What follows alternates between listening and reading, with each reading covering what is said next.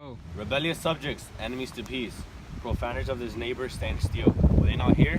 Well, ho, you mean, you beast, the quench the fire of your Pausanias rage, with purple fountains issuing from your veins.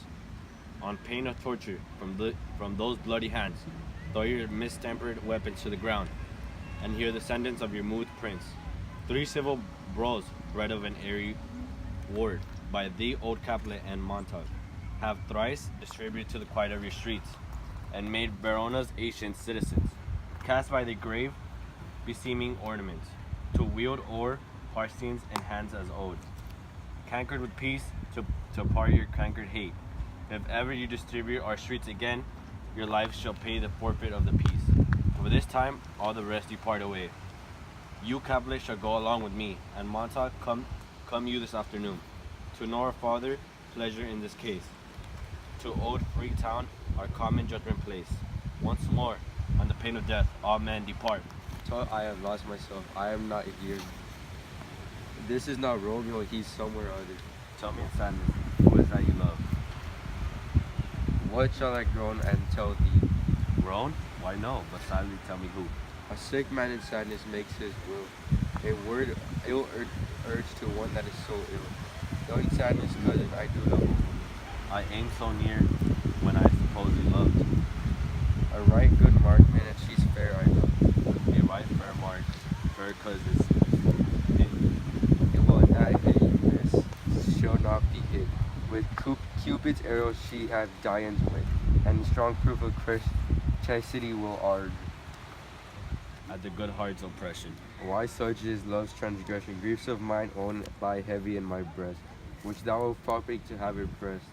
With more of thine this love that thou hast shown, doth add more grief to which much of mine own. Love is a smoke weighted with the fume of sighs, being purged a fire sparkling in lovers' eyes. Being waxed a sea nourished with loving tears, what is else a madness most discreet? A choking gout and perversing sweat, farewell my cuz. Soft, I will go along, and if you leave me, so you do me wrong. Till I have lost myself, I am not here.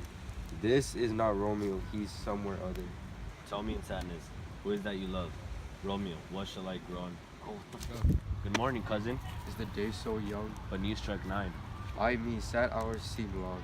Was that my father that went hence so fast? It was. What sadness length is Romeo's hours?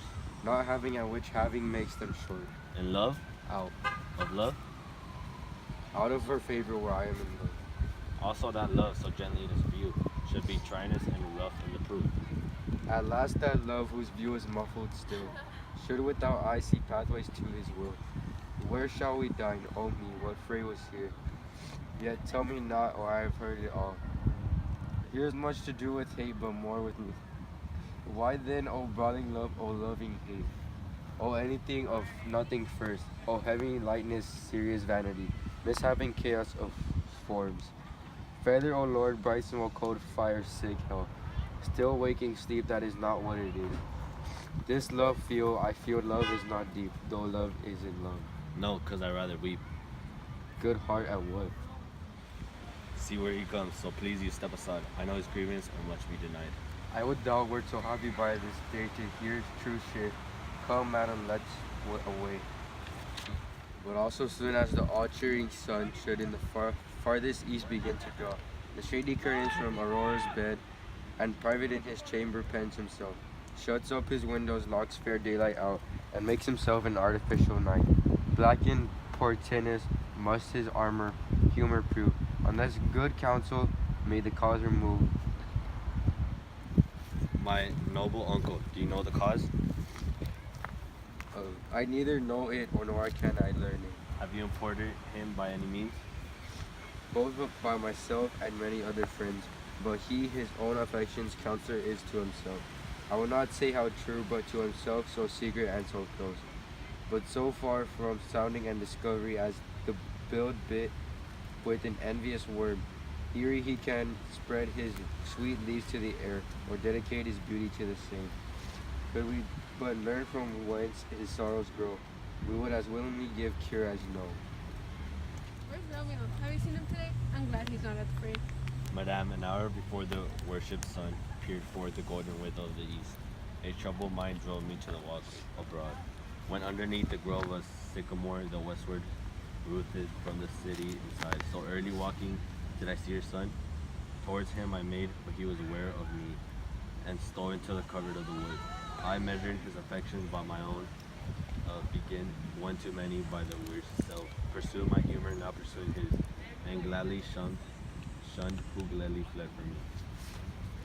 Many a morning hath he there be seen with tears, augmenting the fresh morning's dew, adding to clouds more clouds with his deep sigh. Who said this ancient quarrel knew of growth?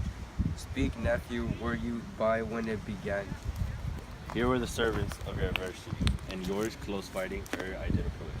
I drew to part them, and the instant came the fiery Tybalt with his sword prepared, which as he breathed defiance to my ear, he swung about his head and cut the winds, who nothing heard without, hissed him in scorn.